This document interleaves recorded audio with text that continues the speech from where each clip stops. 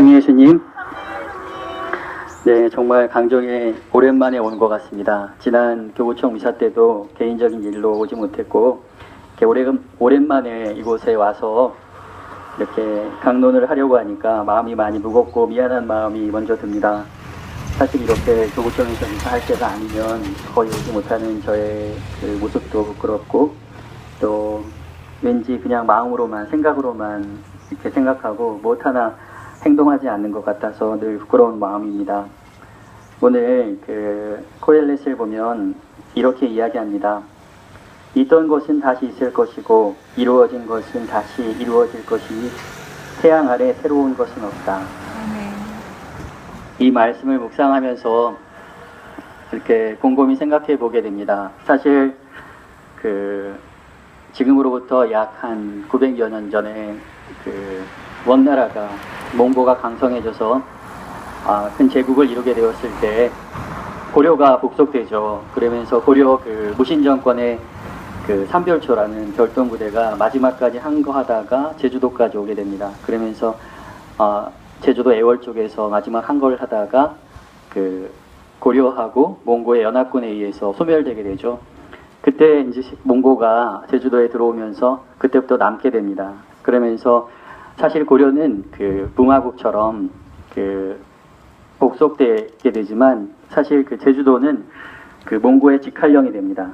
말하자면 탐나 총관부가 생기죠. 그래서 몽고에서 직접 총관이 와서 제주도를 다스리게 됩니다. 말하자면 그때부터 고려 말에 최영 장군이 이끄는 군이 여기 말하자면 몽고에서 말을 키우던 사람들을 이렇게 몰아낼 때까지 바로 저 앞에 범섬에서 마지막까지 몰아낼 때까지 약 100여 년 동안 이 제주도는 몽고의 지배하에 있게 됩니다. 그때 수많은 제주도 사람들이 군말을 키우는데 동원이 됐죠. 그리고 또 세월이 흘러서 일본이 우리나라를 점령하고 또 태평양 전쟁 말기에 이곳에 일본이 최후까지 저항하기 위한 군사 기지로 개발하면서 그때 또 수많은 우리 한민족들이 또 제주도 사람들이 땅굴을 파고 해안 절벽에 굴을 파고 기지를 만드느라고 또 비행장을 만드는 데 동원됩니다. 그리고 그때 그렇게 군사 시설화 해놨기 때문에 다시 미국이 이 땅을 점령하면서 전쟁을 앞두고 있을 때 이곳에서 정말 조그마한 분쟁이 그렇게 참혹하게 그것으로 인해서 그렇게 참혹하게 수많은 사람들을 공권력에 의해서 학살하는 그런 일이 벌어지게 됩니다. 말하자면 이곳이 군사기지화 또 중심화되어 있었기 때문에 전쟁을 앞둔 시기에 한국전쟁을 미리 치르게 되죠. 그래서 수많은 사람이 희생됐습니다. 그런데 60여 년이 지난 지금 그 아픔을 잊고 상처와 아픔을 잊고 정말 서로 용서하고 이해하고 화합해 나가려는 이 제주도 땅에 이제 다시 미국이 자기들의 해군기지를 지으려고 합니다. 그리고 그 해군기지를 또 누가 짓고 있느냐 하면은 미국 사람들이 와서 짓는 게 아니라 또 한국 사람들이 짓고 있어요. 정말 해가 뜨는 곳에 해가 떴던 그곳에 똑같은 일이 또 벌어지고 또 정말 역사 속에 새로운 일은 없는 것 같습니다.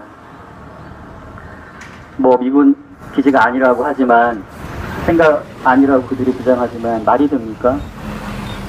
그렇죠. 왜냐하면 우리나라는 지금도 전쟁이 일어났을 때 비행기 하나 우리 뜻대로 못 띄웁니다. 우리가 전쟁을 시작할 수도 없고 끝맺을 수도 없어요. 전쟁이 일어났을 때 탱크 한 대, 비행기 한 대, 헬기 한 대 우리 뜻대로 못 띄웁니다. 다 미국에서 큐산이 떨어져야 되는 거예요. 그런 나라에서 어떻게 이런 군사기지를 우리 뜻대로 짓습니까? 더군다나 우리에게는 항공모함을 만들 기술도 또 기술이 또 없을 뿐더러 돈도 없고 또 그렇게 기술이 있고 돈이 있다 하더라도 미국이 허락해주지 않으면 만들 수도 없는 나라입니다. 근데 그런 나라에서 항공모함이 들어올 수 있는 기지를 만드는 것이 어떻게 우리나라 군사기지입니까? 말도 안 되는 미항이니 뭐 복합항이니 크루즈가 들어오면 제주항이나 서귀포항에 들어오면 되죠. 말도 안 되는 말로 사람들을 기만하고 오히려 국가 권력이 불법을 저지르면서 이렇게 또다시 그 아픔을 딛고 일어서려는 제주도를 군사기지화 만들려고 하는 이 자리에서 우리가 후대 역사들이 과연 지금 이 시대를 무엇이라고 평가할까 생각해 봤습니다. 역사가들은 임금이 세자는 늘 원나라에 가 있어야 되고 또 임금님의 이름 앞에 항상 충성을 의미하는 충자를 붙여야 했던 그 시기를 원간섭기라고 표현합니다. 그리고 일본이 우리를 지배하던 시기를 일제강점기라고 역사학자들이 말하죠. 지금 군사적으로 정말로 주권이 이렇게 심각하게 왜곡된 이 시대를 아마 먼 역사학자들은 미군 간섭기라고 아마 표현하게 될 것입니다. 그런 시대에 우리가 평화를 말하고 이곳에서 무엇인가를 외치고 있는데요. 그러한 일들은 이 땅에서만 일어나지 않았습니다. 오늘 루카복음에서 헤롯의 영주라고 말하죠. 예수님께서 탄생하실 때 헤로데는 왕이었습니다. 하지만 이제 그 아들들은 그 영토를 산분해가지고 말하자면 본분왕이죠. 그러니까 영주처럼 로마 제국에서 다스리도록 한 것입니다.